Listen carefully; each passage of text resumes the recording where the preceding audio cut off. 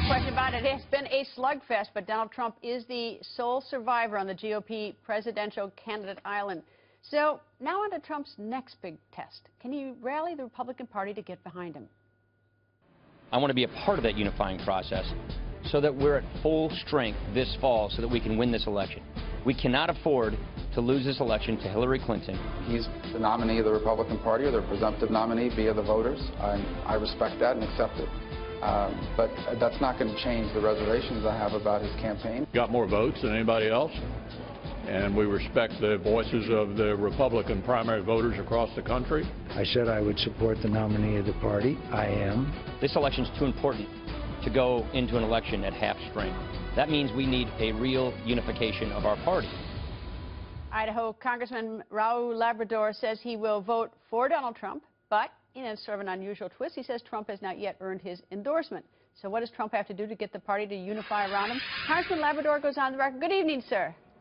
Good evening, Greta. It's great to be on your show. Nice to have you. So tell me, what is this dance that Donald Trump is supposed to do on Capitol Hill tomorrow with the Speaker and with leadership in the Republican Party and the House and the Senate? What is he supposed to do or say? Well, there's two issues here. I think every Republican should be supporting Donald Trump. He earned the nomination. He went out there. He made his case to the American people. He spoke to them about what he wanted to do, and he was able to win more votes than anybody else.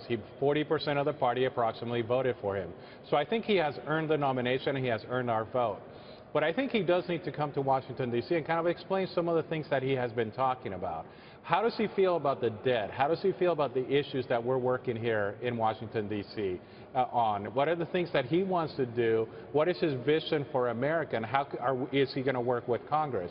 Those are important things, and he needs to make sure that members of Congress, especially the conservatives in the House, are behind him so he can get all of us working together so we can defeat Hillary Clinton. All right. Well, my guess is just going down the list a little bit. When you say, you know, what's he going to do about the debt? If I were Donald Trump, I'd say, well, I'm not going to do what you all did about it because look at the mess we're in. Now, that's sort of the way Donald Trump is likely to be.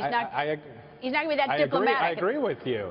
I agree with you. And I don't think he needs to be diplomatic. I think he's earned the right to give us what his vision is going to be. And if he says that, you all are going to say you don't like his rhetoric, that he doesn't use nice words. I mean, that's, you know, it's sort of a peculiar thing.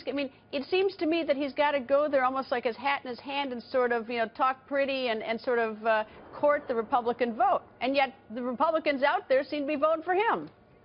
They did, and I don't think it's about the rhetoric in certain cases. I do think he needs to stop being childish.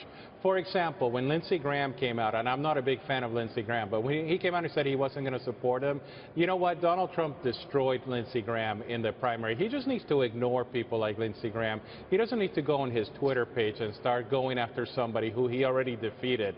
He needs to concentrate on Hillary Clinton. What are we going to do to unify the party so we can defeat Hillary Clinton? That's really the only important thing to me, is so we can make sure that we have somebody in the White House that's going to pick the right people for the cabinet, that's going to pick the right people for the Supreme Court. Those are the issues that are important. You know, I agree. I don't like the taking to Twitter and saying nasty things, and I don't like that either. But here's the sort of the reality of it: is all those people were sort of nice. Those are the other 16 who aren't there anymore. You know, whatever he has done, I mean, he's been effective. I mean, he won. I mean, so it must be. So you know, I don't know what to do. I mean, I don't like that stuff either. Yet apparently it works.